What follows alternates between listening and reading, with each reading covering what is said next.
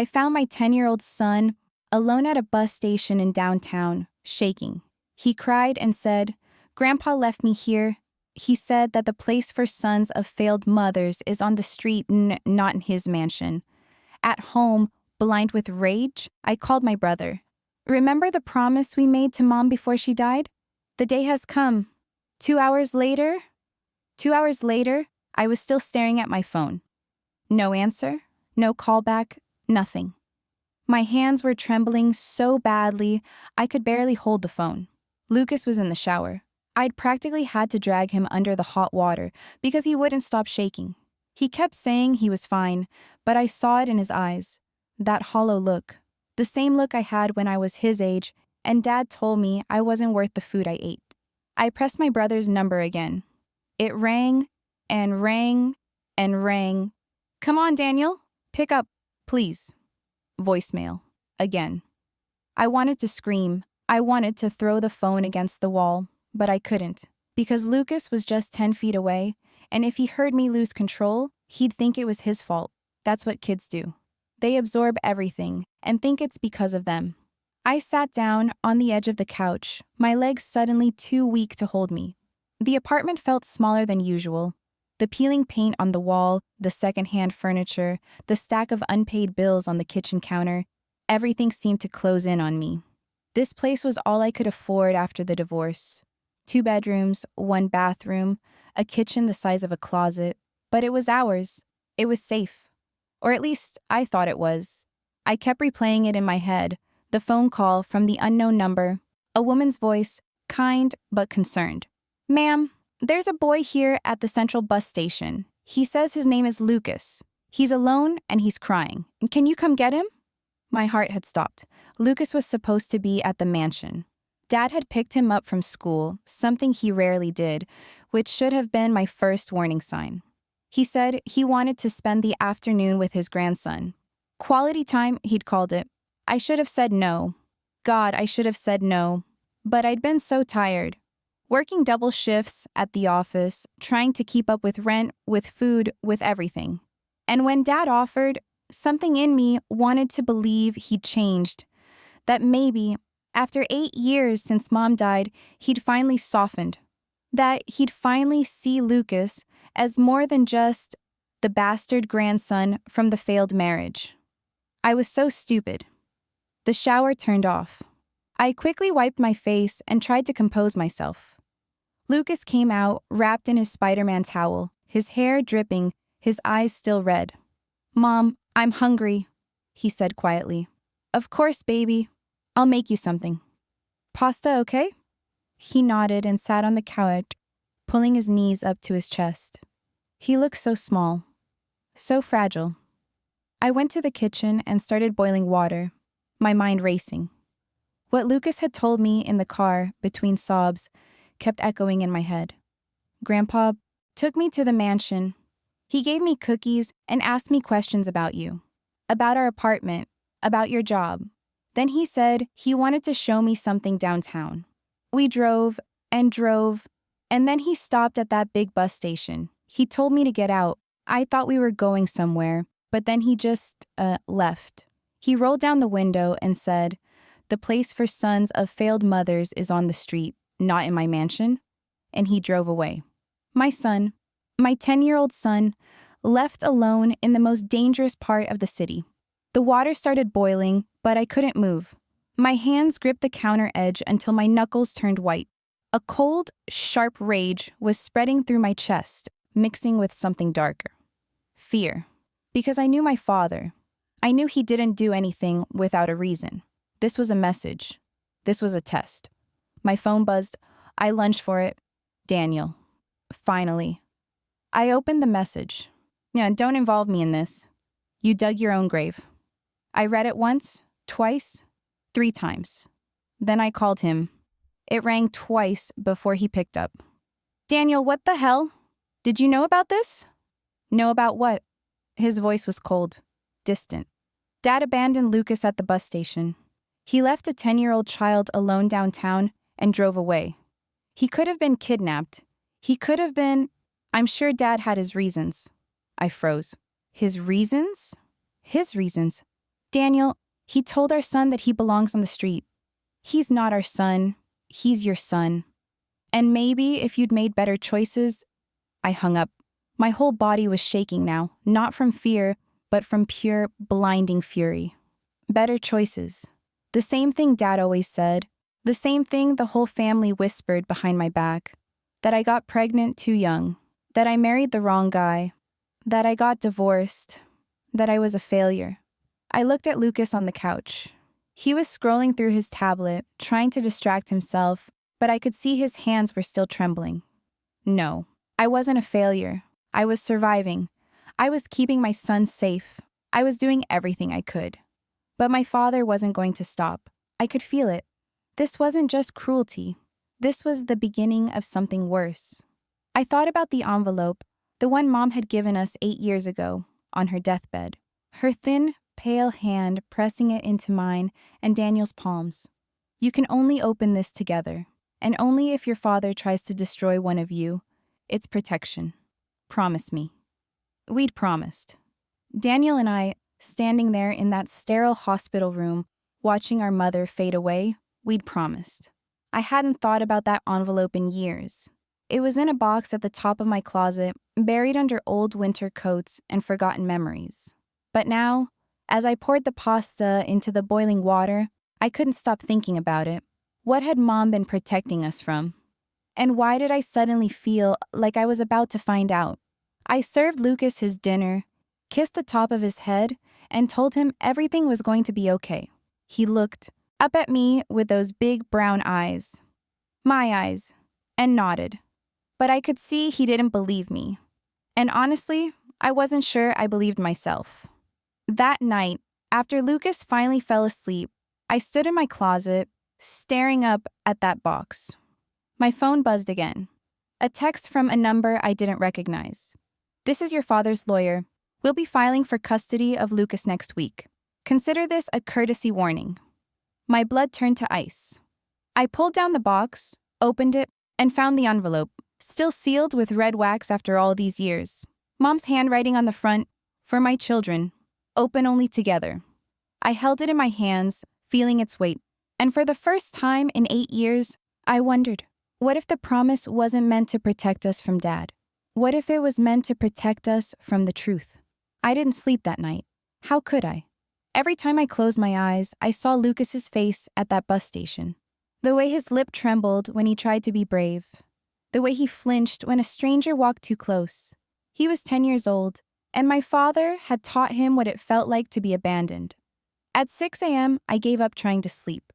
Lucas was still out cold, exhausted from crying himself to sleep. I made coffee and sat at the kitchen table with my laptop, searching for lawyers I couldn't afford. Family law attorney free consultation, and brought up hundreds of results. I clicked through them one by one, my stomach sinking with each website. Retainer fees started at $3,000. Most wanted $5,000 up front. I had $847 in my checking account. Rent was due in 12 days. I closed the laptop and pressed my palms against my eyes until I saw stars. The lawyer's text had been clear. They were filing for custody next week. I had maybe 7 days to prepare. 7 days to find money I didn't have, to hire a lawyer I couldn't afford, to fight a man who had everything I didn't: power, money, respect. What did I have? A 2-bedroom apartment with a broken dishwasher, a Honda with 140,000 miles on it, a job as an administrative assistant that paid $38,000 a year before taxes. My phone buzzed, a text from my supervisor. Can you cover Jennifer's shift this afternoon? She called in sick. Extra hours? I should have said no. I was exhausted. But extra hours meant extra money, and I needed every penny I could get. Yes. What time? 1 p.m. to 9 p.m.? Thanks, Sarah. You're a lifesaver. A lifesaver. Sure. I looked at Lucas's closed bedroom door. I'd have to call Mrs. Chen, our neighbor, to watch him after school. She'd do it for free. She always did. But I hated asking. I hated needing help. I hated feeling like I was drowning. When Lucas woke up, he was quieter than usual. He ate his cereal without looking up, his spoon scraping against the bowl in the silence. Baby, I have to work late today. Mrs. Chen will pick you up from school, okay? He nodded. Lucas, look at me. He raised his eyes. They were red-rimmed. He'd been crying again after I'd gone to bed. I'm going to fix this. I promise. Mom, I don't want to live with Grandpa. My heart cracked. You won't. I won't let that happen. But he has more money than us. He has a big house. The judge will think that you belong with your mother, who loves you more than anything in this world. He didn't look convinced, and honestly, neither was I. At work, I couldn't focus. I typed emails with half my brain while the other half spiraled through worst-case scenarios. Dad's lawyer was probably expensive, ruthless. They'd dig into my past, the rushed marriage at 23, the divorce at 27, the times I'd been late on bills, the apartment that barely passed inspection. They'd paint me as unstable, irresponsible, a bad mother. During my lunch break, I called 3 lawyers. The first one said they were booked solid for 6 months. The second one quoted me $7,500 up front. The third one actually listened to my story. And when I finished, he sighed. Miss Morrison, I'm going to be honest with you. Without significant resources, this is going to be very difficult. Your father has the advantage here. Financial stability, a large home, connections. You'd need to prove he's unfit or dangerous. He abandoned my son at a bus station. Do you have proof? Witnesses? Video footage? I hadn't thought about that. No, just Lucas's word. A judge might see that as a misunderstanding. The boy got confused about where they were supposed to meet. That sort of thing. Without concrete evidence. So what am I supposed to do? Just give up? No, but you need to be strategic. Document everything. Keep records. And find a way to afford proper representation. After I hung up, I sat in my car in the parking lot and cried. Not loud, dramatic sobs, just quiet tears that I couldn't stop. My phone rang. Unknown number. Hello? Sarah? It's Monica. Monica Chen from work. From 3 years ago? Monica. We'd been assistants together before she left to work at a law firm downtown. We'd gotten coffee a few times, but lost touch when she moved to the north side. Monica, hi, how are you? I'm good. Listen, I heard through the grapevine, you know how small this city is, that you're dealing with some family court issues? My stomach dropped. How did you? Rebecca from HR mentioned it. Look, I don't want to pry, but I can lend you money if you need it, for a lawyer consultation. I know how expensive they are. I couldn't speak for a moment. When I finally found my voice, it came out choked. Monica, I can't ask you to do that. You're not asking. I'm offering $800. You can pay me back whenever. Why would you do this? She was quiet for a second. Because 3 years ago, when my mom was sick and I needed to fly home to Portland, you covered my shifts for 2 weeks straight. You remember that? You never asked for anything in return. So now I'm returning the favor. Let me help you. I closed my eyes. 800? Check your Venmo in 5 minutes. Monica, don't argue with me. Just take it and go see a lawyer. A good one. She hung up before I could thank her properly. I sat there staring at my phone, feeling something I hadn't felt in days. Hope. Small, fragile hope, but hope nonetheless. That evening, after my shift ended at 9 p.m., I picked up Lucas from Mrs. Chen's apartment. He was already in his pajamas, half asleep on her couch. He was very good, Mrs. Chen said, patting my arm. But Sarah, he is sad, more than usual. I know, I'm working on it.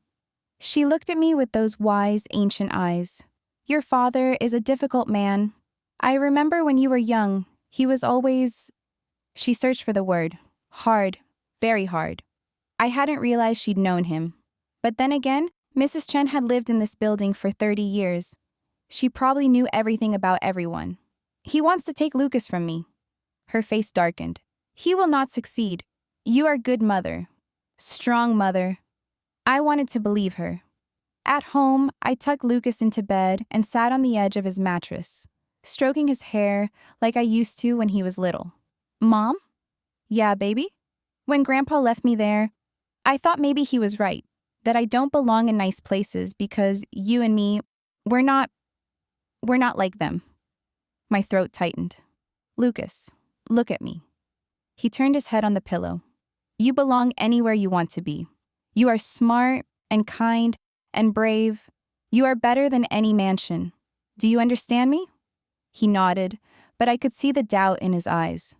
After he fell asleep, I went to the kitchen and opened my laptop. Monica's $800 was in my account.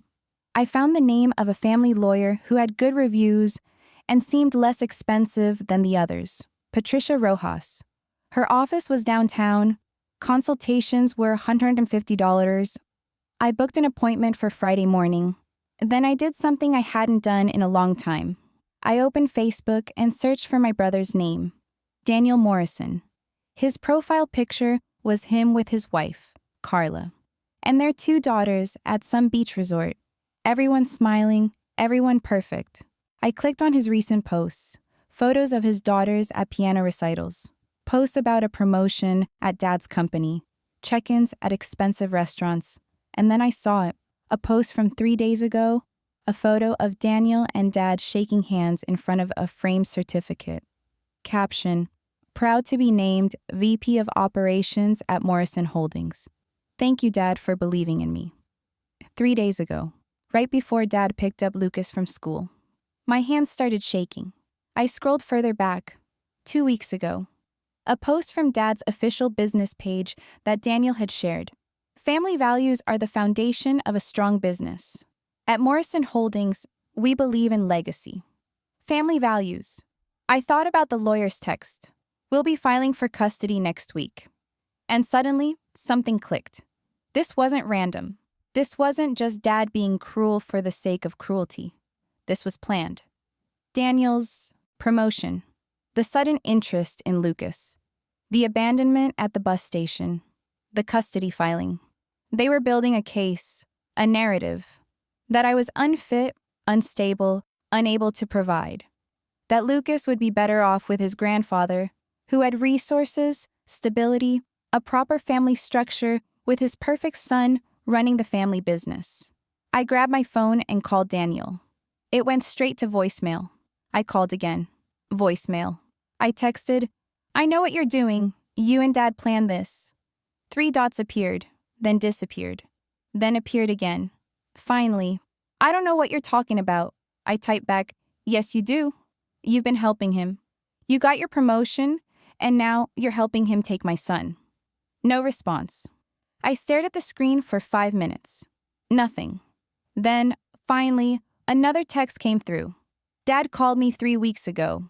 He asked about Lucas, about your situation.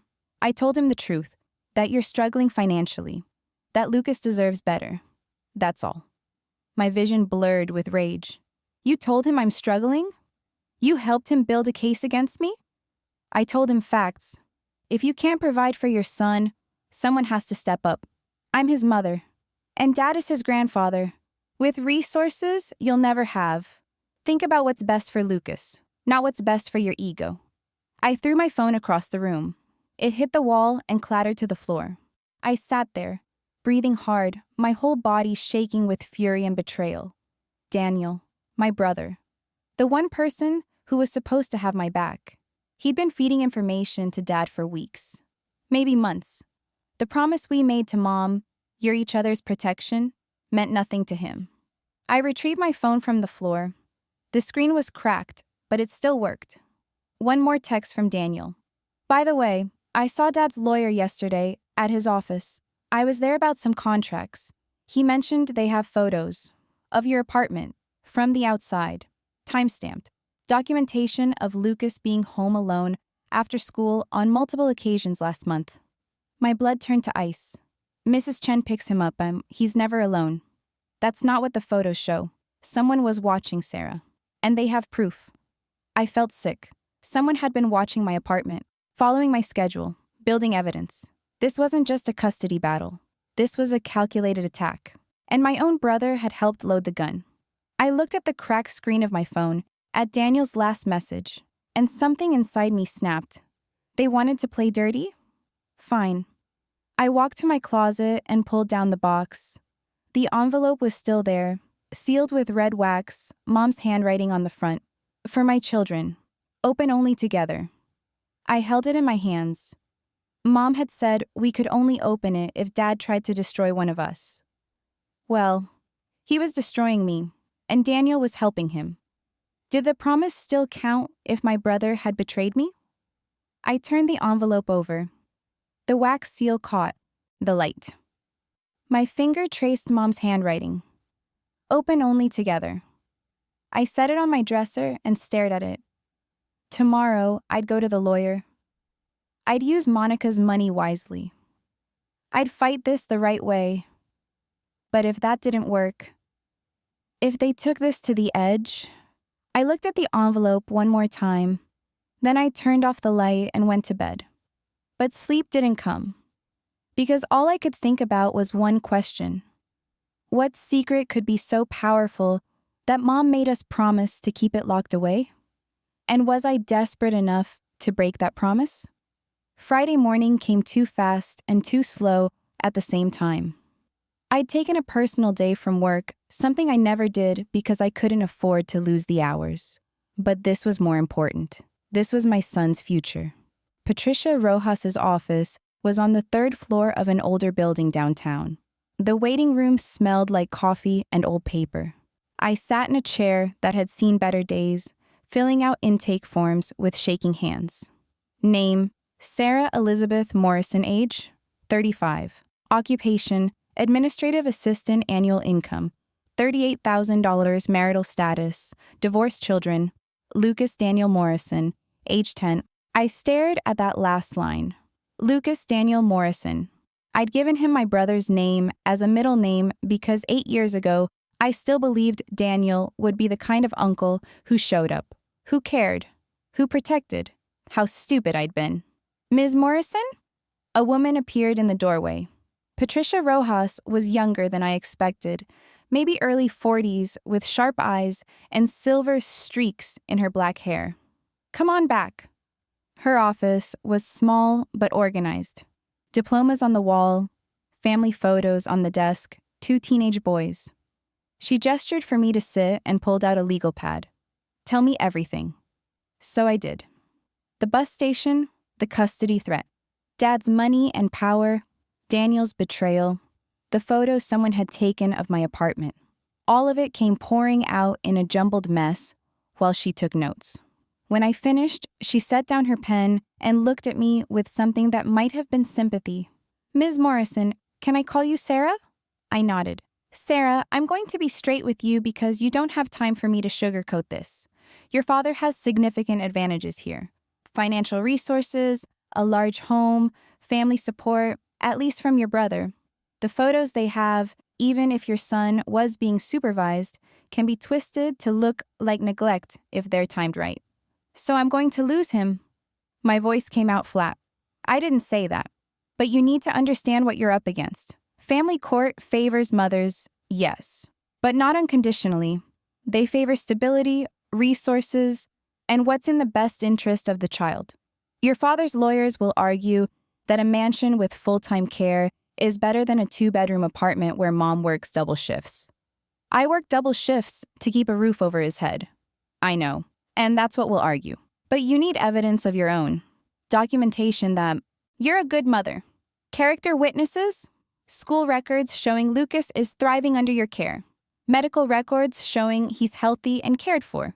Anything that proves you're providing a safe, stable home. I thought about Lucas's report card, straight A's, his perfect attendance. The thank you note his teacher had written me last year about how polite and well-adjusted he was. I have some of that. Good, get me copies. But Sarah, I need to ask you something, and I need you to be completely honest with me.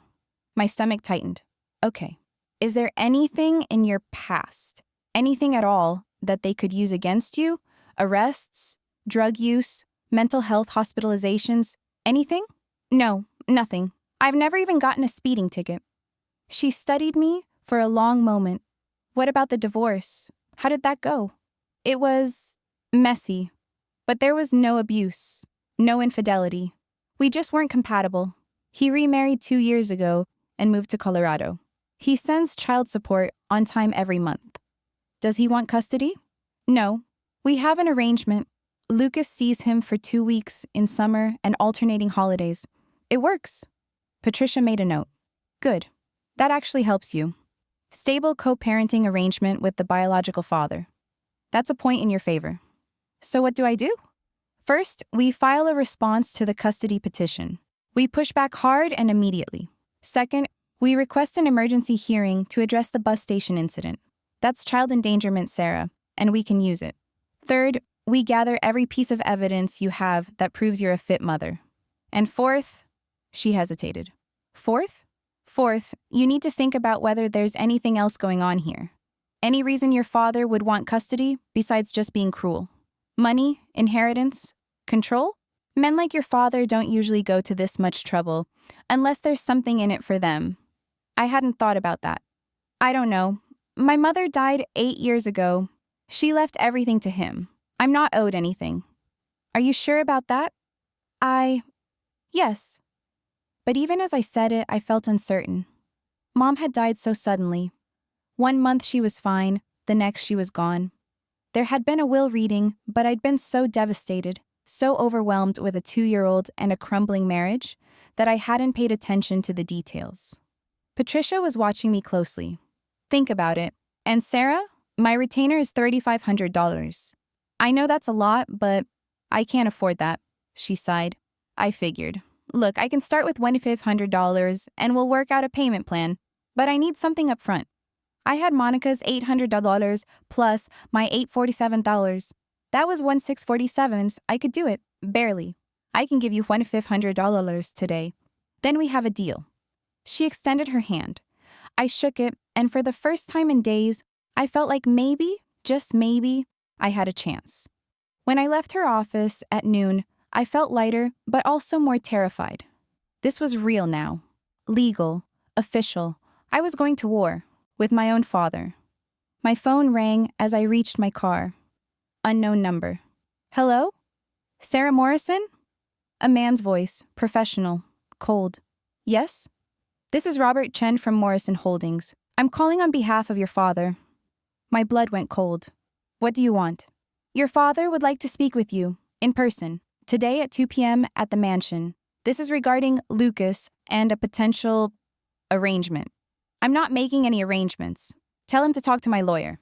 Ms. Morrison, I strongly advise you to take this meeting. Your father is prepared to be generous. Generous? He abandoned my son at a bus station. That's a matter of perspective. Your father believes he was teaching the boy an important lesson about entitlement, but he's willing to discuss a compromise. 2 p.m. Please don't be late. He hung up before I could respond. I stood in the parking lot, phone in hand, shaking. An arrangement, a compromise. What the hell did that mean? I knew I shouldn't go. Patricia would tell me not to go. Any lawyer would tell me not to go without representation. But part of me needed to see him, needed to look him in the eye and understand what he was really doing. At 1:50 p.m., I pulled up to the mansion. I hadn't been here in 3 years. Not since the last disastrous Christmas, where Dad had spent the entire dinner criticizing my life choices, while Daniel and Carla nodded along like obedient puppets. The house looked exactly the same. Massive. Intimidating. Cold despite all the warm lighting and expensive landscaping. I rang the doorbell. A woman I didn't recognize answered. Some new housekeeper. She led me through the foyer, past the grand staircase, into Dad's study. He was sitting behind his mahogany desk, reading glasses on, looking over some papers. He didn't look up when I entered. Sit, he said. I'll stand. He finally raised his eyes. He looked older than I remembered. 78 now, but still sharp. Still commanding. His silver hair was perfectly combed, his suit immaculate. You hired a lawyer, he said. Not a question. Yes. That was foolish. Lawyers are expensive, Sarah. You can't afford expensive. I'll manage. He smiled. It didn't reach his eyes. You've always been stubborn, like your mother. Don't bring Mom into this, I wanted to scream. But I bit my tongue. He set down his papers and folded his hands. I'm going to make you an offer. One time. You won't get it again. I'm not interested in... Lucas comes to live here. You get visitation every other weekend plus holidays. In exchange, I'll pay off all your debts, give you $50,000 cash, and set up a trust fund for Lucas's college. I stared at him. You want me to give up my son for money? I want you to give your son a future. Look at yourself, Sarah. You're drowning. You work yourself to the bone for pennies. You live in a shoebox. Lucas deserves better than that. Lucas deserves his mother. Does he? Or does he deserve stability? A good school? Travel? Opportunities you could never give him? He deserves to be loved, something you clearly don't understand. Dad's expression didn't change. Love doesn't pay for college. Love doesn't open doors. Love doesn't build character. No, but abandoning a child at a bus station does? Is that your idea of character building? For the first time, something flickered in his eyes. Anger. That boy needed to learn that actions have consequences, that life isn't fair, that he can't rely on a mother who what? Who works hard? Who sacrifices everything for him? Who actually shows up? Who is weak? Dad finished coldly. Just like you've always been. The words hit like a slap. Why do you hate me so much? The question came out before I could stop it. Quieter than I intended. More vulnerable. He leaned back in his chair. I don't hate you, Sarah. I'm disappointed in you. There's a difference. Because I got divorced? Because I'm not rich? Because I don't live up to your impossible standards? Because you waste potential. You could have been something. Instead, you're a single mother living paycheck to paycheck, barely keeping your head above water. I am something. I'm a good mother. He waved his hand dismissively. Take the offer, Sarah. It's more than fair. No. Then I'll take him anyway, and you'll get nothing. Not if I have anything to say about it. He smiled again, that cold, calculating smile. You don't. You never did. You know why? Because you're just like her. Your mother. Emotional, sentimental, weak. Don't talk about her. She made bad decisions. She chose feelings over logic. And look where it got her. Dead at 55 because she stressed herself into an early grave. I was shaking now. You're the reason she was stressed. I gave her everything. This house, financial security, status, and she repaid me by coddling you two like you were made of glass, especially you, because she loved me. Love. He said the word like it disgusted him. Love is what weak people cling to when they don't have anything else. I couldn't stay in that room another second. I turned to leave. Sarah. I stopped but didn't turn around. You have until Monday to accept my offer. After that, we go to court, and I promise you, you will lose. I have resources you can't even imagine. Lawyers, investigators, witnesses who will say whatever I pay them to say. You can't win this. I looked back at him over my shoulder. Maybe not, but I'm going to try. I walked out before he could say anything else. In my car, I sat with my hands gripping the steering wheel, trying to breathe. My phone buzzed. A text from Daniel. Did you meet with Dad? Please tell me you took the offer. It's good money, Sarah. You could start over. Start over. Without my son. I didn't respond.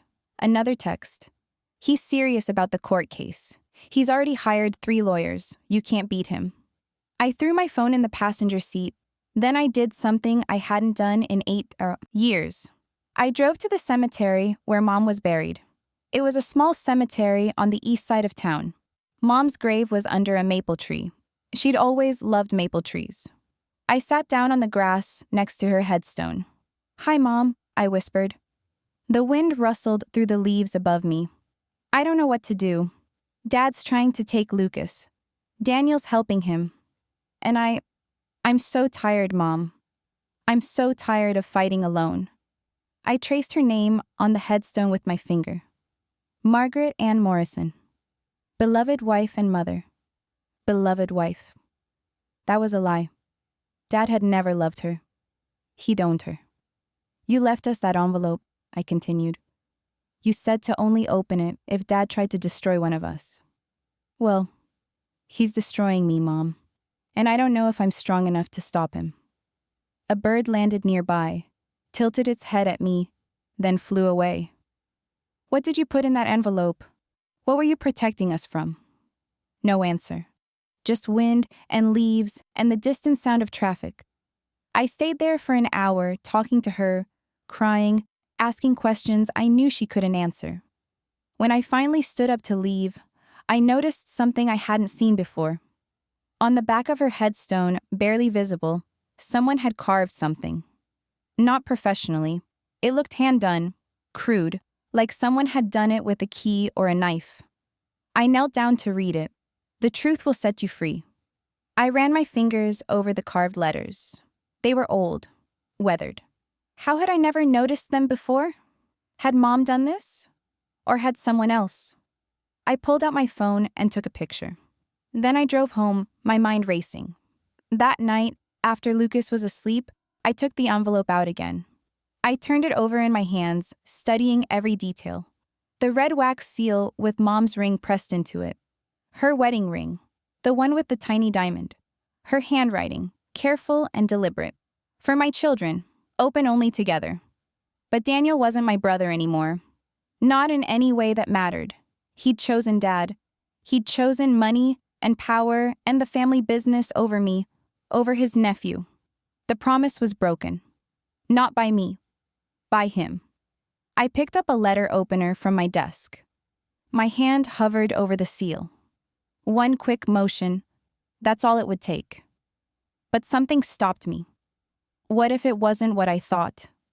What if Mom had left instructions that required both of us? What if opening it alone made whatever was inside useless?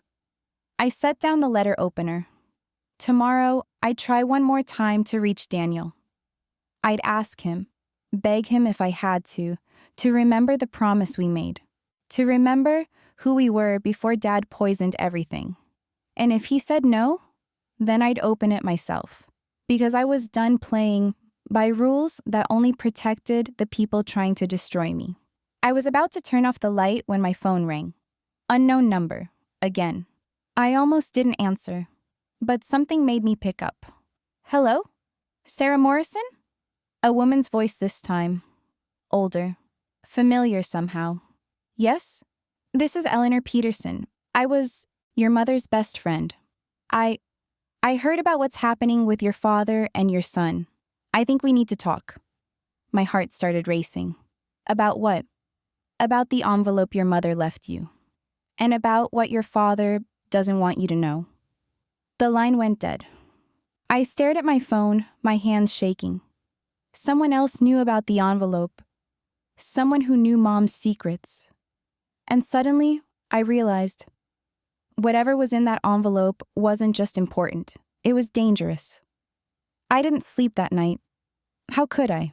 Eleanor Peterson, Mom's best friend. I barely remembered her. Just vague memories of a tall woman with kind eyes who used to come over for coffee when I was a kid. She disappeared from our lives around the time Mom got sick. I'd always assumed they'd had a falling out, but now she was calling me. About the envelope. About secrets. At 7 a.m., my phone rang again. Same unknown number.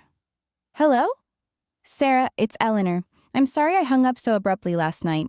Your father has people watching my phone records. I had to be careful. My stomach dropped. He's watching your phone? He's watching everyone who was close to your mother. He doesn't know what she told me, but he suspects. Can you meet me today? Somewhere public, but not too obvious. Yes. Where? The Central Library, 3rd floor, genealogy section, 2 p.m. Come alone? Don't tell anyone, not even your lawyer. How do you know I have a lawyer? Because I know your father, and I know he's trying to take Lucas. Margaret told me years ago that if he ever went after you, I should reach out. She made me promise. My throat tightened. My mom knew he'd do this? Your mother knew a lot of things, Sarah. Things she protected you from. Things she couldn't tell you while she was alive. But she left you the tools to fight back. You just need to understand how to use them. The envelope? Yes. Don't open it until we talk, please. I'll explain everything this afternoon. She hung up before I could ask anything else. I sat there staring at my phone, my mind spinning. Mom had known. She'd known Dad would eventually try to destroy me. She'd planned for it, left me protection. But what kind of protection? What could possibly be powerful enough to stop a man like my father? I called Mrs. Chen and asked if she could watch Lucas after school again. She agreed immediately, like always, and didn't ask questions. At 1:45 p.m., I parked 3 blocks away from the library and walked. I kept looking over my shoulder, paranoid that someone was following me. Dad had said he had investigators. What if they were watching me right now? The library was quiet on a Friday afternoon. I took the stairs to the 3rd floor and found the genealogy section tucked in a back corner behind rows of old reference books. Eleanor was already there, sitting at a table with a large book open in front of her. She looked up when I approached, and I was struck by how much she'd aged. She had to be in her 70s now, her hair completely white, deep lines around her eyes. But those eyes, they were the same, sharp, knowing. Sarah. She stood and hugged me. She smelled like lavender and old paper. You look so much like her. Your mother. Everyone says I look like my father. On the surface, maybe, but you have Margaret's eyes, her strength, even if you don't see it yet. She gestured to the chair across from her. Sit, we don't have much time. I sat, my hands gripping the edge of the table. What did my mother tell you? Eleanor glanced around to make sure we were alone, then pulled a worn notebook from her bag. Your mother and I were friends for 35 years. We met in college. I was the maid of honor at her wedding. I was there when you were born, and I was there when she got sick. I don't remember you at the hospital. Your father banned me, said I was upsetting her. But Margaret and I talked on the phone every day until the end. She told me everything, Sarah. Everything she couldn't tell you. Like what? Eleanor opened the notebook. Inside were pages and pages of handwritten notes. Mom's handwriting. My breath caught. She wrote this? She dictated. I wrote. She was too weak to write herself near the end. She wanted to make sure there was a record, a backup, in case the envelope was ever lost or destroyed. What's in the envelope, Eleanor? She looked at me for a long moment. Before I tell you, I need you to understand something. Your mother kept these secrets to protect you and Daniel. She believed, hoped, that you'd never need to know.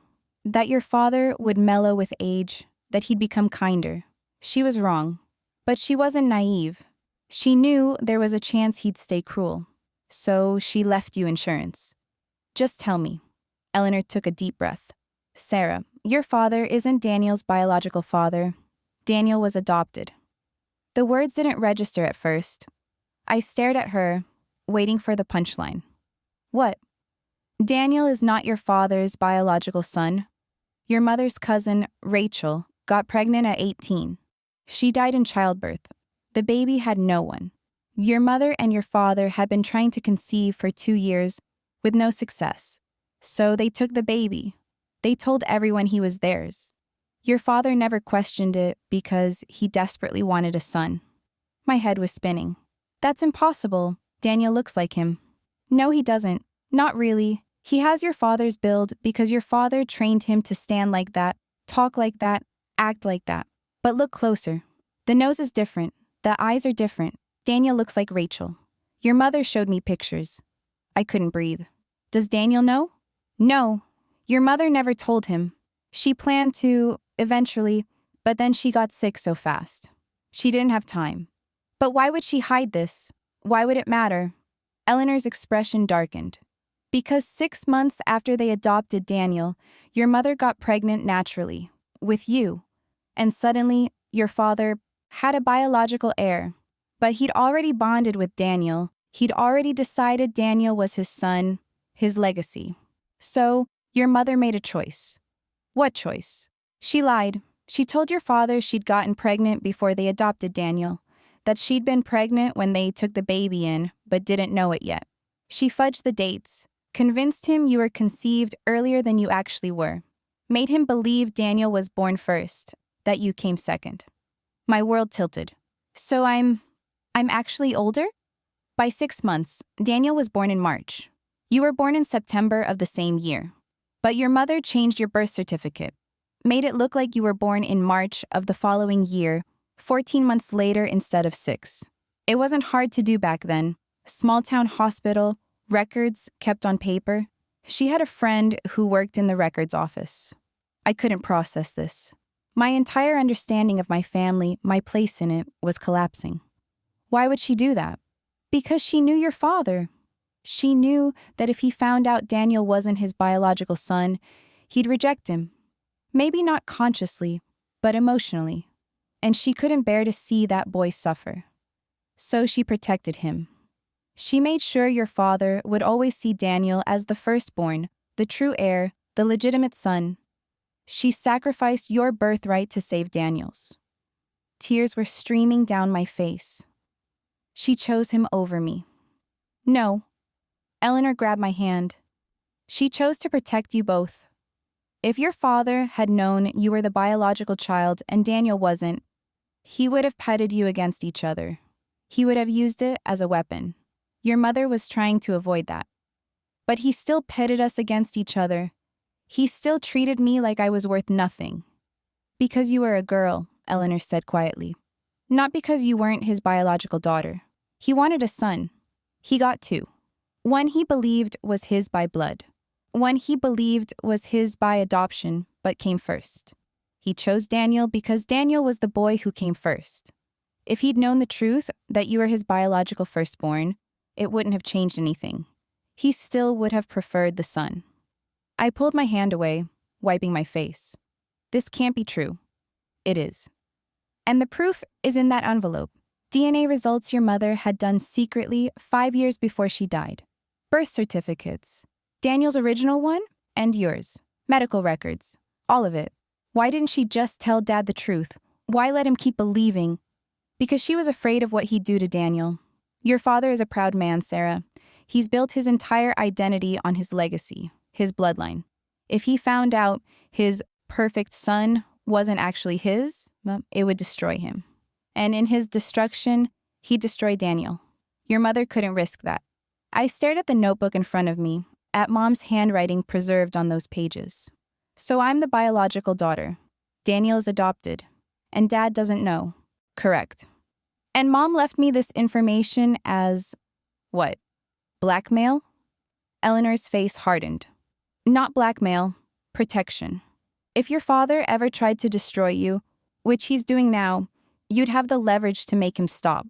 Because if this information became public, it would humiliate him. His entire legacy is built on the idea of the Morrison bloodline, passing down through generations. If people knew his heir wasn't actually his blood, it would be the ultimate blow to his pride. I felt sick. You want me to threaten him, to use Daniel as a weapon. I want you to protect yourself and your son. Your mother gave you this for a reason. But if I use this, I'll destroy Daniel's life. He doesn't know. He's innocent in all of this. Is he? Eleanor raised an eyebrow. From what I hear, he's been helping your father build a case against you. He's been feeding him information, betraying you. Because he doesn't know the truth. If he knew, he'd probably have a breakdown, or he'd refuse to believe it, or he'd blame you for revealing it. People don't react well to having their entire identity ripped away. I stood up pacing. This was too much, too big. I can't do this. I can't destroy my brother. Even if he's helping destroy you? He's my brother. Is he? Eleanor's voice was cold. Or is he your father's puppet? Ask yourself, Sarah, if Daniel found out tomorrow that you weren't his biological sister, would he still protect you? Or would he cut you off completely? I didn't have an answer. Eleanor closed the notebook. Your mother left you a choice. Use the information or don't. But know this, your father will not stop. He will take Lucas from you. He will make sure you have nothing. And Daniel will help him do it because that's what Daniel has been trained to do. Serve your father's interests above all else. There has to be another way. There isn't. Your father has money, power, connections. The only thing he doesn't have is control over the secret. It's the one thing your mother kept from him. The one vulnerability in his armor. I sank back into the chair. I need to think. You don't have time to think. The custody hearing is in 2 weeks. By then, your father's lawyers will have built an airtight case. You'll lose Lucas, unless you use what your mother gave you. My phone buzzed. A text from Patricia Rojas, my lawyer. Sarah, we have a problem. Your father's legal team just filed a motion for emergency temporary custody. Hearing is Monday at 9 a.m. They're claiming you're a danger to Lucas. We need to talk ASAP. Monday, 3 days away. I looked at Eleanor. They're trying to take him Monday. Then you don't have time to be noble. You have time to be strategic. She pushed the notebook across the table. Take this. Read everything, then decide. But whatever you decide, do it fast. I took the notebook, my hands shaking. Eleanor stood. Your mother loved you, Sarah. Everything she did, the lies, the secrets, the envelope, it was all to protect you. Don't let her sacrifice be for nothing.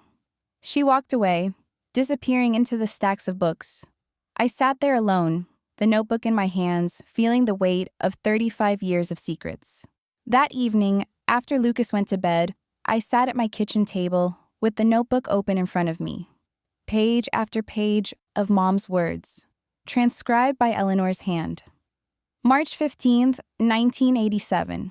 Today we brought Daniel home. He's so small, so perfect. I promised Rachel I'd love him like my own, and I will. But I'm terrified of what will happen if anyone finds out the truth. September 3rd, 1987. I'm pregnant. 5 months along. I can't believe it, after all this time.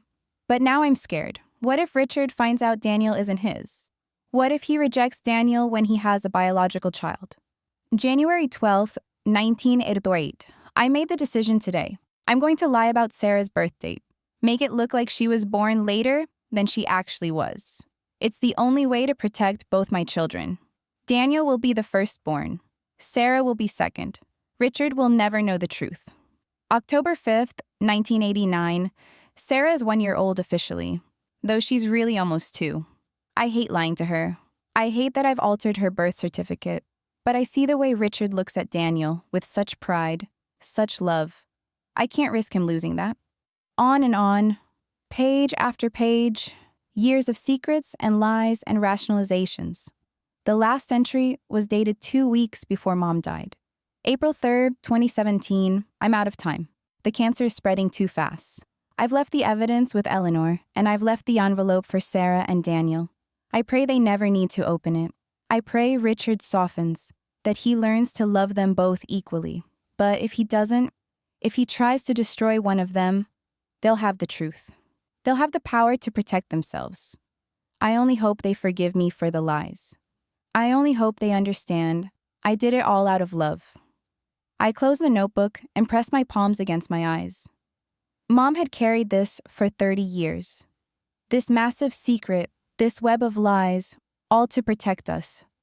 And now she'd left me the choice, use it or lose everything. I walked to my closet and pulled down the envelope. This time, I didn't hesitate. I broke the seal. Inside were documents, lots of them. DNA test results showing 99.9% probability that I was Dad's biological daughter. Daniel's original birth certificate listing his biological mother as Rachel Chambers, father unknown. My original birth certificate showing my real birth date, 6 months earlier than everyone believed. Medical records, legal documents, photos of Rachel holding baby Daniel in the hospital, hours before she died. Everything Eleanor had said was true. I spread the documents across my kitchen table and stared at them. This was my ammunition, my nuclear option. I could walk into that courthouse Monday and blow up my father's entire world. But I'd also blow up Daniel's. My phone rang. I looked at the screen. Daniel. I almost didn't answer, but something made me. What? Sarah. His voice was strained. We need to talk. I have nothing to say to you. I know about the hearing Monday. I know what Dad's trying to do. You mean what you're helping him do? Silence. Then, I didn't know he was going to try for emergency custody. I swear. He told me he was just applying pressure to make you accept the settlement. You're a liar. I'm not. Sarah, please. Can we meet in person? I need to explain something. Unless you're calling to tell me you're going to testify on my behalf Monday, I don't want to hear it. More silence. Then quietly, I can't do that. Dad would destroy me. So you'd rather he destroy me? It's not that simple. It is exactly that simple, Daniel.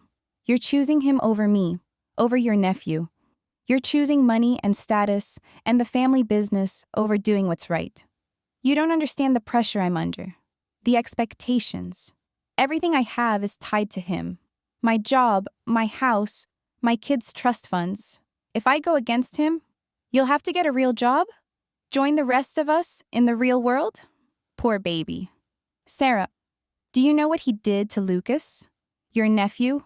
He left him at a bus station, alone, a 10-year-old child, told him he belonged on the street. And you're worried about your trust fund? I could hear him breathing on the other end. I'm sorry, he finally said. I'm really sorry, but I can't help you. Then we're done. Don't call me again. I hung up, and in that moment, my decision crystallized. I wasn't going to protect Daniel anymore. He'd made his choice. He'd chosen Dad's money over my son's safety. Mom had protected him his whole life, sacrificed my birthright to keep his secret safe. But I wasn't Mom. I was a mother fighting for my child, and I would use every weapon I had. I gathered all the documents and put them in a folder. Then I texted Patricia Rojas. I have evidence, critical evidence. Can you meet me tomorrow morning? It changes everything. She responded immediately. My office, 9 a.m. What kind of evidence? I looked at the DNA results, at the birth certificates, at the 35 years of lies. The kind that ends this war, I typed back. Then I made one more call. To Eleanor. I'm going to use it, I told her. All of it. I'm going to tell the truth. Good, she said simply.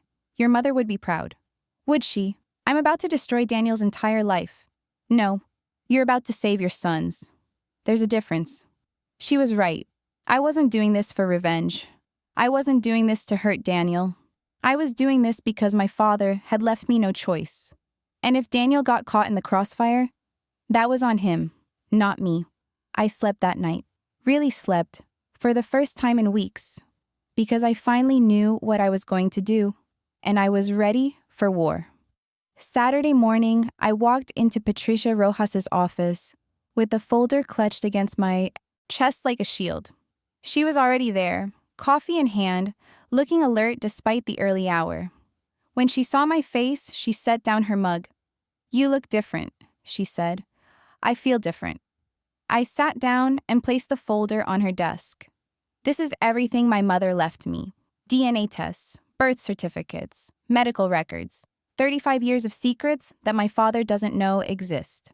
Patricia opened the folder slowly, her eyes scanning the first document, then the second, then the third. Her expression shifted from curiosity to shock to something that looked like awe. Jesus Christ, Sarah. I know. She looked up at me. Your brother doesn't know about this? No, no one knows except me, my mother's best friend Eleanor, and now you. Patricia sat back in her chair, studying me. If you use this, if we present this in court, it will destroy your family, your father's reputation, your brother's identity, everything. I know. Are you prepared for that? I thought about Lucas's face at the bus station, the way he trembled in my arms, the fear in his eyes when he asked if he'd have to live with Grandpa. My father is trying to take my son. My brother is helping him. They've left me no choice. Patricia nodded slowly. Okay, let's talk strategy. The emergency hearing is Monday. They're claiming you're an unfit mother, that Lucas is in danger in your care. We were going to argue character witnesses, your employment history, Lucas's school records. But this, she tapped the folder, this changes the entire game. How? We don't just defend anymore, we attack. We show that your father has been manipulating the family dynamic for decades, that he's built his entire empire on a lie, that he's not the stable, trustworthy guardian he claims to be. He's a man who's hidden the truth from his own son for 38 years.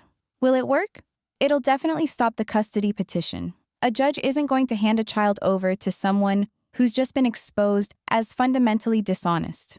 But Sarah, she leaned forward, once we do this, there's no going back. Your father will know you have this information. Your brother will know. It will tear your family apart. It's already torn apart. This will make it permanent. I thought about that, really thought about it.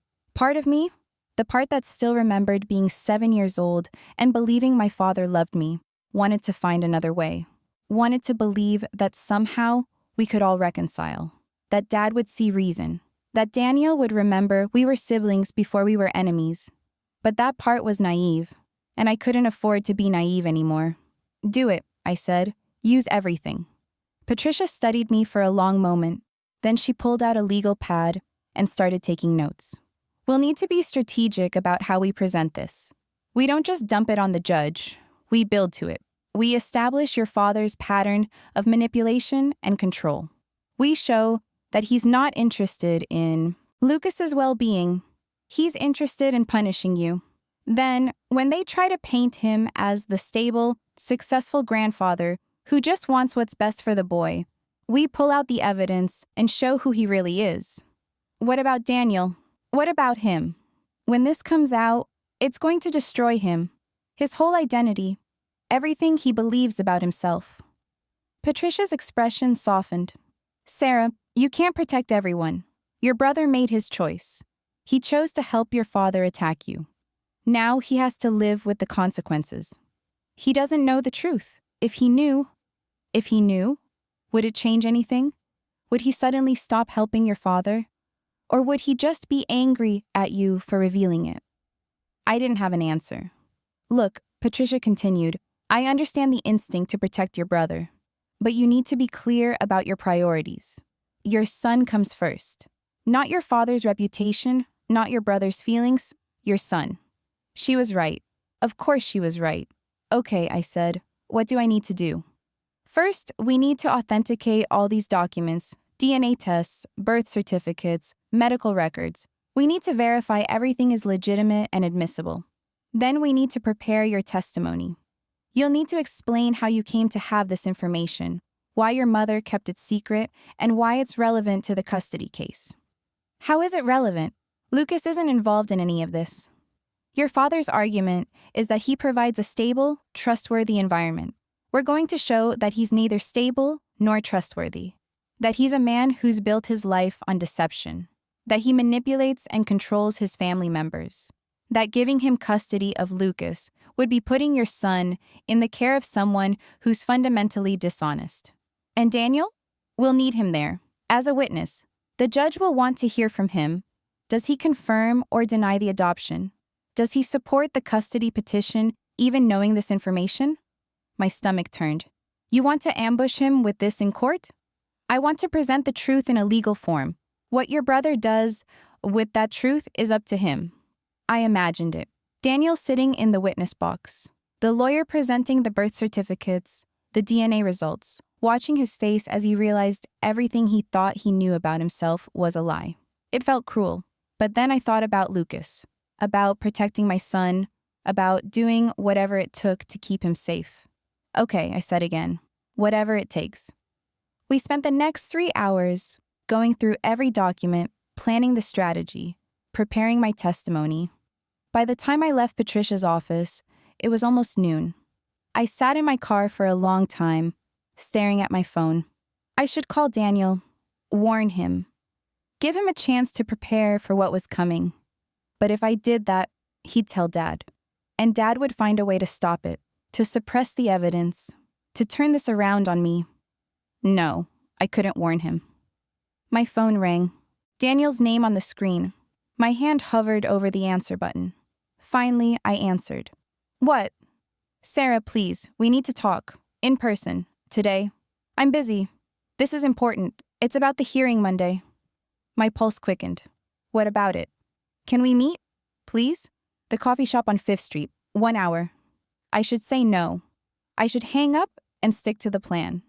But something in his voice stopped me. He sounded scared. Fine, 1 hour. I hung up before he could say anything else.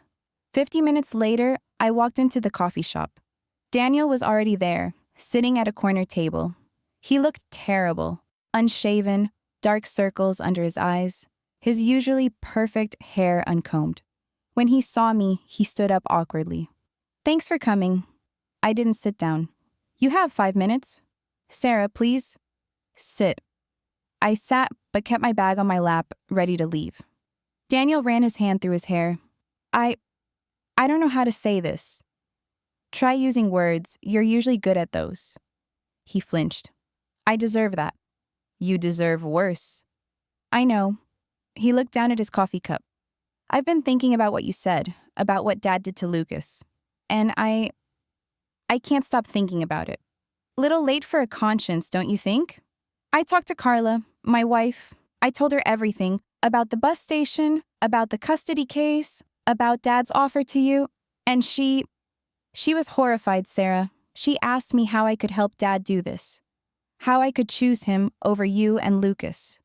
Good question. I didn't have an answer, because the truth is, I've been choosing Dad my entire life, over everything, over everyone. He finally looked up at me.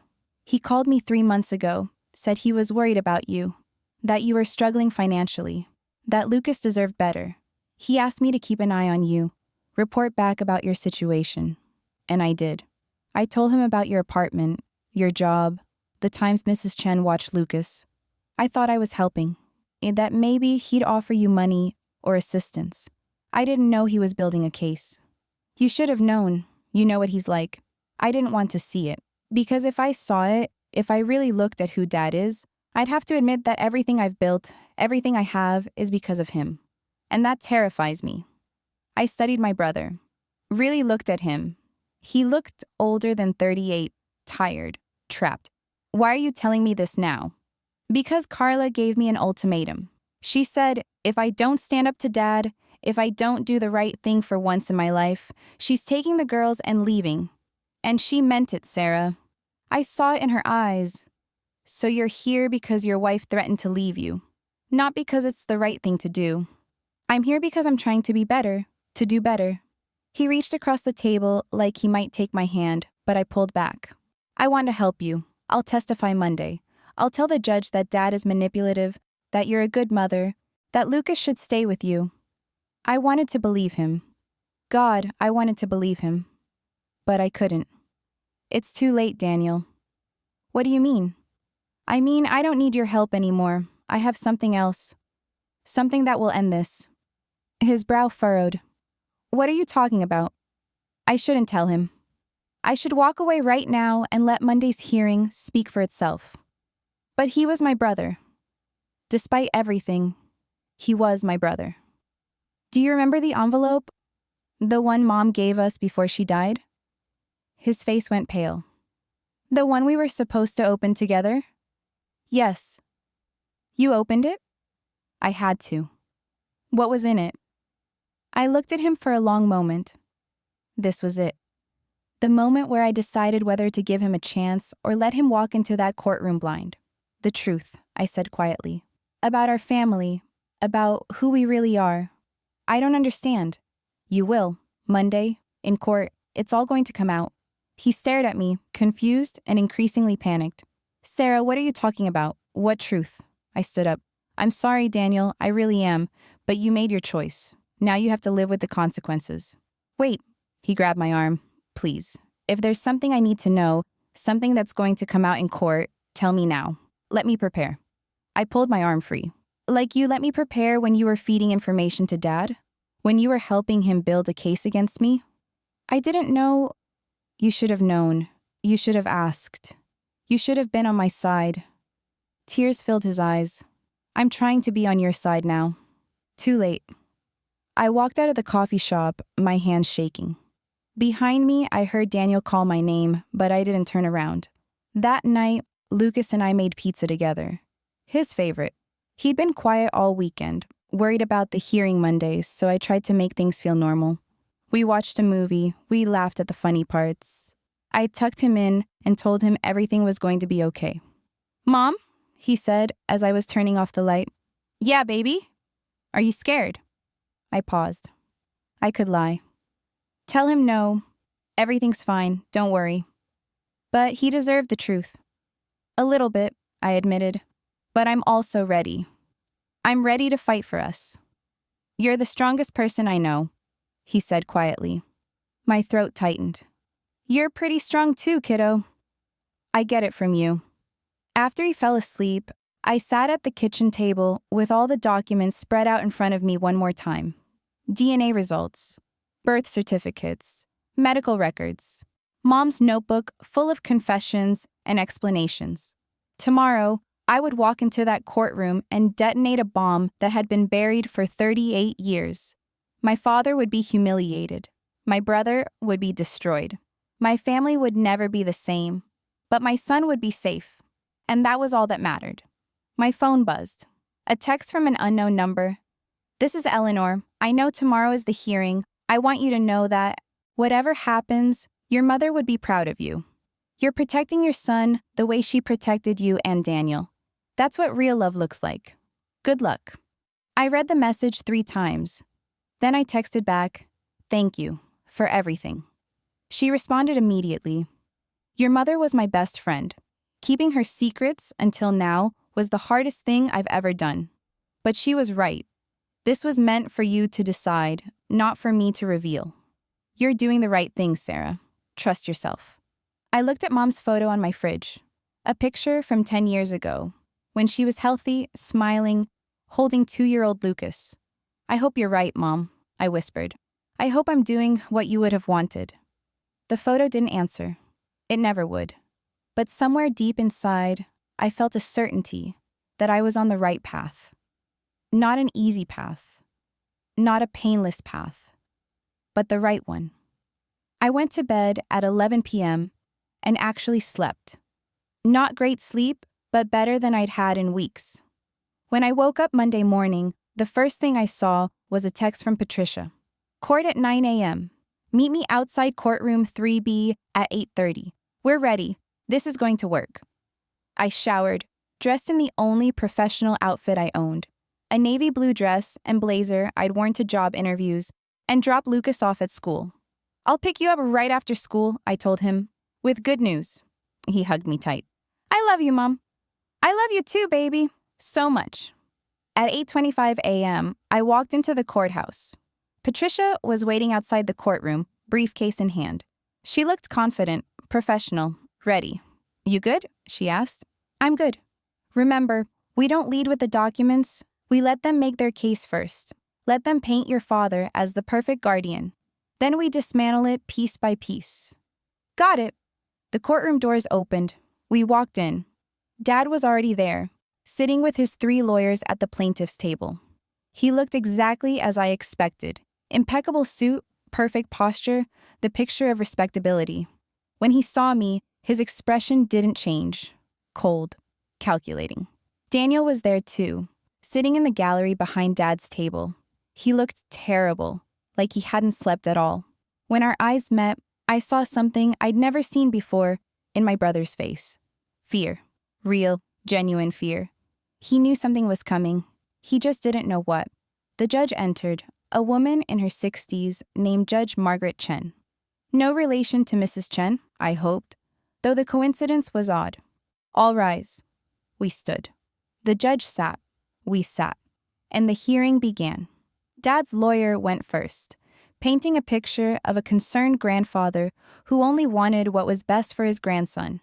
They presented photos of the mansion, financial records showing Dad's wealth, character witnesses who spoke about his generosity and community standing. They talked about my unstable living situation, my insufficient income, the times Lucas had been unsupervised. It was a masterful performance. By the time they finished, even I almost believed I was an unfit mother. Then it was our turn. Patricia stood up and smiled. "Your Honor, we'd like to call Richard Morrison to the stand." Dad's lawyers objected. "He's not on the witness list." "He's the petitioner, Your Honor. We have the right to question him." Judge Chen nodded. "I'll allow it." Dad walked to the stand, looking annoyed but not worried. He had no idea what was coming. Patricia approached him slowly. "Mr. Morrison, you love your grandson, don't you?" "Of course." "And you only want what's best for him?" "That's why we're here." "Because you believe your daughter is an unfit mother?" "I believe my daughter is struggling, and Lucas deserves stability." "Stability. That's important to you?" "Very." "And honesty? Is honesty important to you, Mr. Morrison?" He frowned slightly. Of course. Have you always been honest with your family? Objection, one of Dad's lawyers said. Relevance? I'm establishing the petitioner's character, Your Honor. I'll allow it. But get to the point, Ms. Rojas. Patricia nodded. Mr. Morrison, how many children do you have? 2, Sarah and Daniel. Are you sure about that? His eyes narrowed. What kind of question is that? Patricia walked back to our table and picked up the folder. Your Honor, I'd like to enter into evidence several documents. DNA test results, birth certificates, medical records, all pertaining to the Morrison family. Dad's face went white. Daniel stood up in the gallery. What is she talking about? Judge Chen banged her gavel. Sit down, sir. Daniel sat, but he was staring at me with pure terror. Patricia handed the documents to the judge, then turned back to Dad. Mr. Morrison, isn't it true that your son Daniel is not your biological child? The courtroom went silent. Dad's mouth opened, closed, opened again. That's not... Isn't it true that Daniel was adopted as an infant? That your wife never told you? That you've spent 38 years believing he was your biological son when he's actually the child of your wife's cousin Rachel? Objection. Dad's lawyer was on his feet. This is completely inappropriate. Your Honor, Patricia interrupted. The petitioner is asking for custody of a minor child on the grounds that he provides a more stable, trustworthy environment than the child's mother. We're demonstrating that the petitioner's life is built on fundamental deception, that he's not the stable, trustworthy figure he claims to be. Judge Chen was reading the documents, her expression unreadable. Finally, she looked up. Mr. Morrison, is this true? Dad was staring at me. Not at the judge, at me. And for the first time in my life, I saw something in his eyes I'd never seen before. Genuine shock. He didn't know. After all these years, after all Mom's planning and secrets and lies, he genuinely didn't know. His voice came out hoarse. I don't understand, Patricia pressed on. According to these DNA results, your daughter Sarah is your biological child. Your son Daniel is not. Your wife lied to you for 38 years about which of your children was actually yours. Daniel made a sound, something between a gasp and a sob. Dad looked at him, then back at me. Sarah, he said, and his voice cracked. Did you know about this? I stood up. Yes. How long? Mom told me, before she died. She left me proof. And you didn't tell me? You didn't tell Daniel? She made me promise not to, unless you tried to destroy me, which you're doing. The courtroom was completely silent. Judge Chen set down the documents. This hearing is adjourned. Mr. Morrison, Ms. Morrison, I suggest you both take some time to process this information. We'll reconvene in 2 weeks to... No. Dad's voice was barely a whisper. No, we don't need 2 weeks. He looked at me. You win, Sarah. You keep Lucas. I withdraw the petition. Then he stood up and walked out of the courtroom. His lawyer scrambled to follow. Daniel stayed in his seat, staring at nothing, his face completely blank. Patricia touched my arm. We won, but I didn't feel like I'd won. I felt like I'd detonated a nuclear bomb. And now I had to live in the fallout. I sat in that courtroom for a long time after everyone left. Patricia had tried to talk to me, tried to celebrate the victory, but I'd asked her for a moment alone. She'd squeezed my shoulder and left, promising to handle all the paperwork. The custody case was over. I'd won. Lucas was safe. So why did I feel like I'd lost everything? My phone buzzed. A text from Mrs. Chen. Lucas is with me. Take your time. He is safe and happy. I texted back a thank you, then just sat there in the empty courtroom, staring at the judge's bench. What had I done? I'd protected my son. That was what I'd done. That was what mattered. But I couldn't stop seeing Dad's face. That moment when he realized the truth. Not angry, not vindictive. Just shattered. And Daniel. God, Daniel. I'd destroyed my brother's entire identity in front of a room full of strangers. My phone rang. Daniel. I stared at it, watching it ring and ring until it went to voicemail. Then it rang again. I answered. Sarah. His voice was hollow. empty. I need to talk to you. Okay. Not on the phone. Can you come to my house, please? I should say no. I should go pick up Lucas and celebrate. I should put this all behind me and move forward. But he was still my brother. I'll be there in 30 minutes. Daniel's house was in the suburbs, a large colonial with a perfect lawn and a 3-car garage, the kind of house that screamed success and stability. He was sitting on the front steps when I arrived, still in his suit from court, his tie loosened. He looked like someone had punched him in the stomach. I sat down next to him, leaving space between us. For a long time, neither of us spoke. Finally, he said, "Is it true? All of it? Yes? I'm adopted. Yes. And Mom knew, the whole time. Yes." He laughed, but it wasn't a happy sound. My entire life is a lie. Daniel, no, really. Think about it. Every memory I have, every moment with Dad, every time he told me I was his son, his heir, his legacy, all of it was based on a lie. He didn't know. He thought you were his. Does that make it better? He looked at me, and I saw tears on his face. Because I don't think it makes it better. I think it makes it worse. Because it means I was living a lie even he believed. Mom did it to protect you. Protect me from what? The truth? From knowing who I really am? From Dad. From what he would have done if he'd known. Daniel wiped his face roughly. And you're actually older than me. You're the firstborn. You should have been the heir. I never wanted to be. That's not the point. The point is, Dad spent our entire lives favoring me because he thought I came first. Because he thought I was his blood. And you got nothing. You were treated like you didn't matter. All because of Mom's lie. She was trying to protect both of us. By lying? By making you second best? By letting me believe I was something I'm not? He shook his head. That's not protection, Sarah. That's sacrifice. She sacrificed you to protect me. I didn't have an argument for that, because he was right. Why didn't you tell me? He asked quietly. When you opened the envelope, why didn't you warn me? Would you have believed me? He was quiet for a moment. Probably not. And would you have helped me? Would you have stood up to Dad?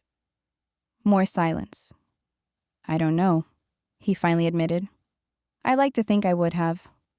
But honestly, I probably would have told Dad. I probably would have helped him bury it. At least he was being honest. Where's Carla? I asked. And the girls? Inside.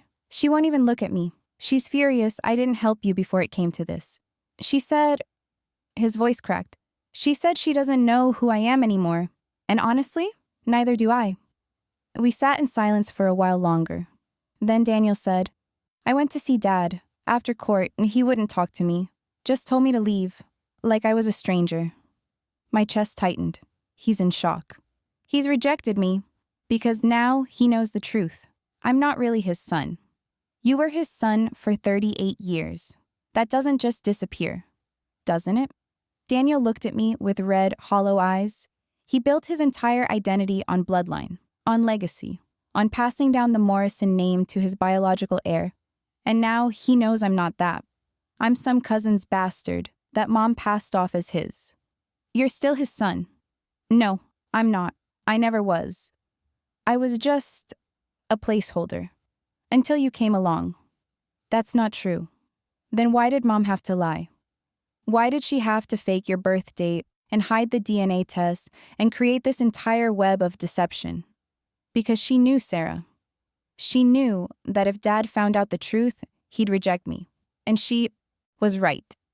I wanted to argue, but I couldn't. Because deep down, I thought he might be right. What are you going to do? I asked. He shrugged. I don't know. Carla wants me to quit working for Dad. To start over somewhere else. But everything I am, everything I know how to be, is tied to Morrison Holdings. To being Richard Morrison's son. Then maybe it's time to find out who Daniel Morrison is. Without the company. Without Dad. He looked at me like I'd suggested he jump off a bridge. I don't know how to do that. Neither do I, but I've been doing it for years, and I'm still here. Barely. But I'm here, with my son, with my freedom, with my dignity. He wiped his eyes again. I don't have any of those things. You could. How? By choosing differently. By being better than he is. Daniel laughed bitterly. You sound like Carla. Then maybe you should listen to her. We sat there as the sun started setting, painting the sky orange and pink. Finally, Daniel stood up. I need to go in. Talk to my wife. Try to save my marriage. I stood too. Daniel. He turned. I'm sorry. For what happened in court. For the way it came out. I should have told you privately. Given you time to prepare. Would you have done anything differently?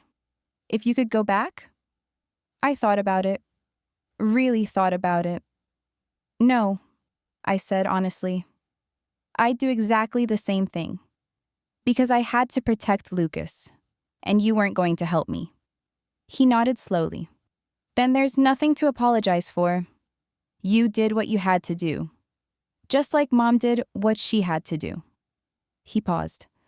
I wish it didn't have to come to this. Me too. He walked toward his front door, then stopped. Sarah? Yeah? For what it's worth, you're a good mother. Better than I gave you credit for. Better than I am a father, probably. That's not true. It is. I would have given up. If I were in your position, facing what you were facing, I would have taken Dad's money and convinced myself it was the right thing to do. But you fought. You didn't quit. And Lucas is lucky to have you. My throat tightened. Thanks. He nodded and went inside. I drove to Mrs. Chen's apartment to pick up Lucas. He was doing homework at her kitchen table, and when he saw me, he jumped up. Mom, what happened? Did we win? We won, baby. You're staying with me. He threw his arms around me and squeezed so tight I could barely breathe. Mrs. Chen smiled from the doorway. I told him it would be okay. A mother's love always wins. That night, Lucas and I ordered Chinese food and watched movies until way past his bedtime. He fell asleep on the couch, and I carried him to his bed, something I hadn't been able to do in years because he was getting so big. But tonight, the adrenaline gave me strength. I tucked him in and sat on the edge of his bed, watching him sleep. Safe. He was safe. That was all that mattered. My phone buzzed. A text from an unknown number. Sarah, this is Eleanor. I heard about this hearing. Your mother would be so proud. You protected your son, just like she protected you. That took tremendous courage. If you ever need to talk, I'm here. I texted back, thank you for everything, for keeping her secrets, for trusting me with the truth. She responded, it was never my truth to tell. It was always yours. Sleep well tonight. You earned it. But I didn't sleep well. I lay in bed thinking about Dad, about the look on his face in court, about Daniel sitting on his front steps, his entire identity shattered, about Mom, and the impossible choices she'd made to protect us both. Around 2 a.m., I heard a knock on my door. I got up, heart pounding, and looked through the peephole. Daniel. I opened the door. What are you doing here? I couldn't sleep. Can I come in? I stepped aside, and he walked into my small living room. He looked around at the secondhand furniture, the stacks of bills, the kids' drawings on the fridge, and I felt self-conscious. You want coffee? I asked. No, I just want to talk. We sat on the couch, the same couch where Lucas had fallen asleep a few hours earlier. I've been thinking, Daniel said, about everything, about Mom, about why she did what she did. Okay. And I realized something. She didn't just lie to protect me from Dad. She lied to protect Dad from the truth about himself. I frowned. What do you mean?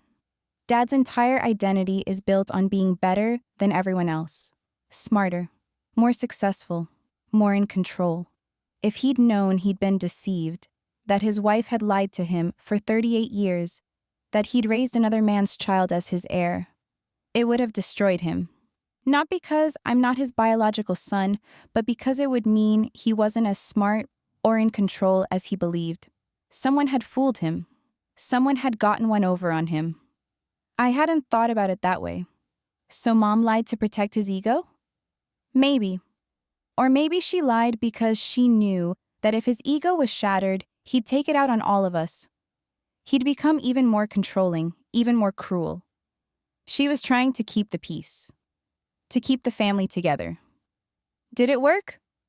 Daniel looked at me. What do you think? I think the family was broken long before today. Yeah. He leaned back against the couch.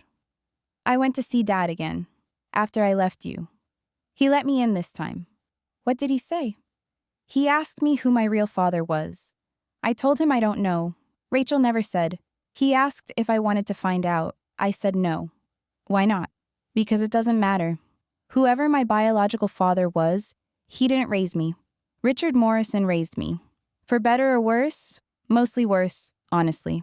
He's the only father I've ever known. Finding out I'm genetically related to some random guy changes nothing. Did you tell him that? Yes.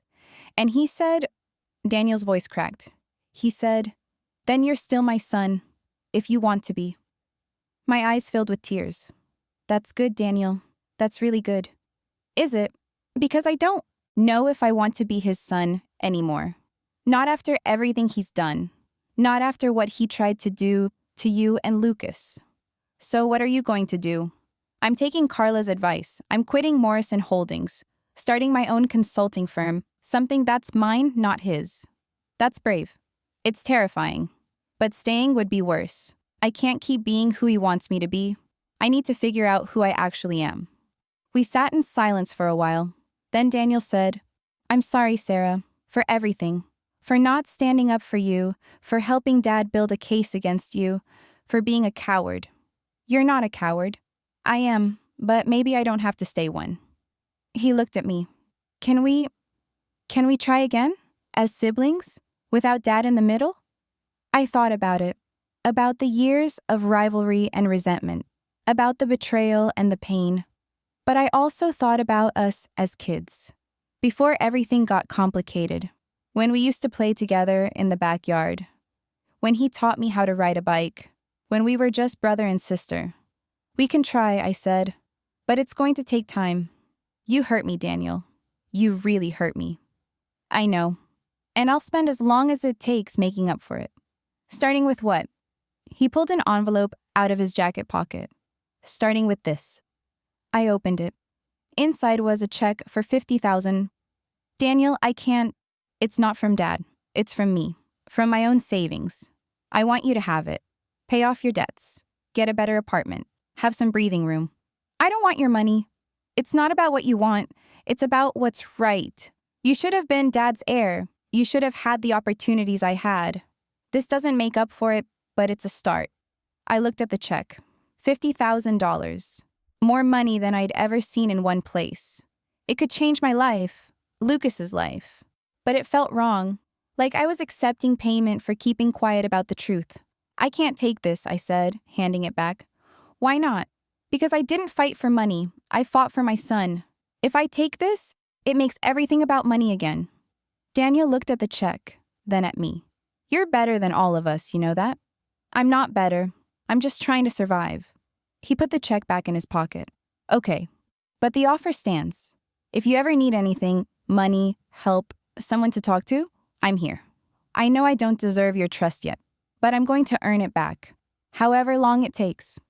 After he left, I went back to bed. This time, I actually slept. 3 months later, Lucas and I moved to a new apartment. Not fancy, I still couldn't afford fancy, but bigger, nicer. In a better neighborhood with a good school district. I got a promotion at work. Not a huge one, but enough to make things easier. Enough that I didn't have to work double shifts every week. Daniel and I met for coffee once a month. At first, it was awkward, stilted. We didn't know how to talk to each other without Dad as a central reference, point. But slowly, we learned.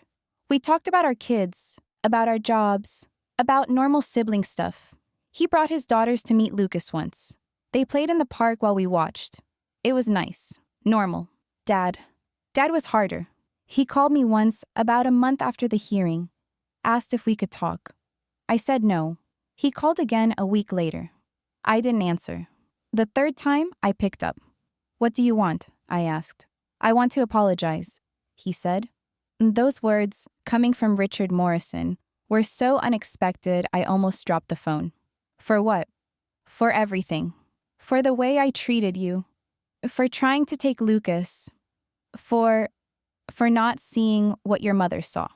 Which was? That you're stronger than I ever gave you credit for. Braver. More capable. I didn't know what to say. I'm not asking for forgiveness, he continued.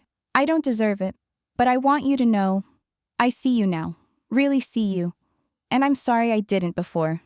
Okay, can I see Lucas sometime? I promise, no games, no manipulation, just a grandfather wanting to know his grandson.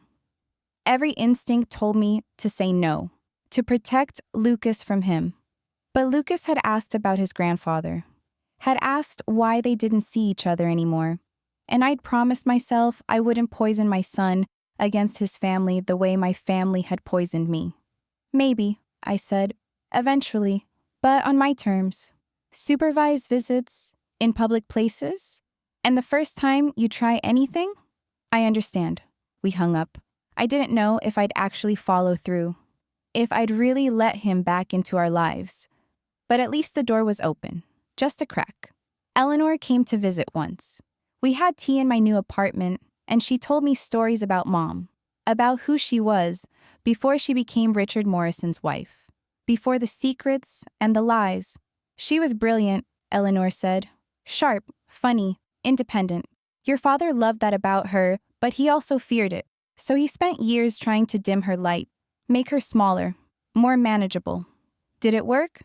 For a while, but she fought back in her own way. The secrets she kept, the envelope she left, that was her fighting back, taking control of her narrative even after she was gone.